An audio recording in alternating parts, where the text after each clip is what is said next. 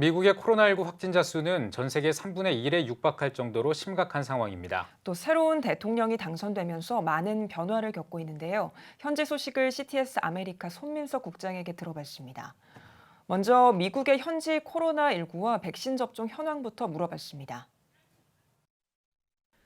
지난해 1월 21일 미국 질병통제예방센터가 미국 내 코로나 바이러스 첫 감염 사례를 확인한 이후 1년이 지난 현재 누적 확진자 2,640만 명, 사망자 44만 명을 기록하며 코로나 바이러스는 여전히 줄어들 기미가 보이지 않고 있습니다.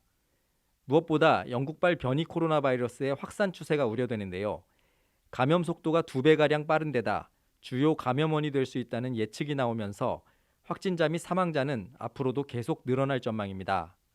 이에 따라 백신 공급과 접종에 대한 의료 체계 구축이 가장 시급한 과제로 떠올랐습니다. 바이든 대통령도 취임 직후 코로나19 대응을 최우선 과제로 밝히면서 백신 접종을 가속화하겠다는 전략을 발표했는데요. 각 주에서 접종 대상을 더 빠르게 확대하도록 지역 백신 센터를 설립하고 의료 종사자를 추가로 고용해 접종 비율을 확대하겠다고 밝혔습니다.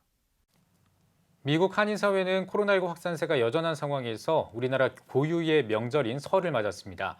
코로나19 속 현지 설 풍경 어떤지 물어봤습니다. 코로나 팬데믹이 지속되면서 설을 맞은 교민사회는 예년과 사뭇 다른 분위기를 보이고 있습니다. 대규모로 열리던 연합행사와 모임이 취소되거나 온라인으로 대체됐고 한국을 방문하던 교민들도 코로나로 인한 집합금지 명령과 자가격리의 부담을 느껴 방문을 자제하고 있습니다. 또한 식당과 카페 등 실내 영업 통제가 길어지면서 생활고에 시달리거나 경영난을 이기지 못해 폐업하는 한인 소상공인들이 늘고 있어 명절 분위기가 전반적으로 침체돼 있습니다. 한인교회들도 상황은 마찬가지인데요. 정상적인 대면 모임이 어려워지면서 예년처럼 교회에 모여 윷놀이를 하거나 함께 떡국을 나누던 모습은 보기 어려워진 상황입니다.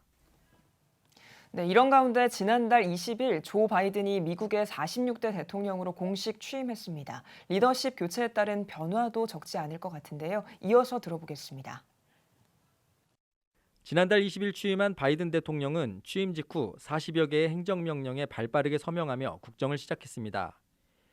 여기에는 코로나19 대응책과 이민정책, 기후변화, 건강보험 등 트럼프 대통령이 진행했던 중점 과제들이 있는데요.